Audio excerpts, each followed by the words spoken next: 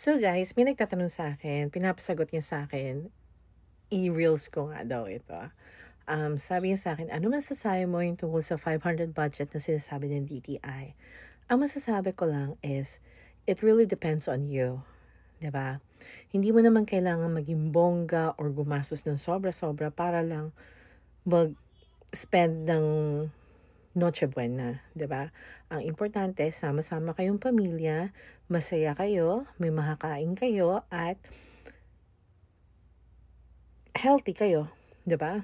So, also, at the end of the day, pag kinain nyo yan, hindi naman malalaman ng tiyan mo kung magkano ginastos mo, no? Siyempre, magbabudget ka. Magbabudget ka, hahanap ka, magka-canvas ka, hindi kung saan-saan ka lang bibili ng mga ingredients mo, 'di ba? So, I think 500 is legit. Kung pwede nga, i-lower mo pa 'di ba? Wala namang problema doon. Or, kung gusto mo, makikain ka na lang sa kapitbahay mo.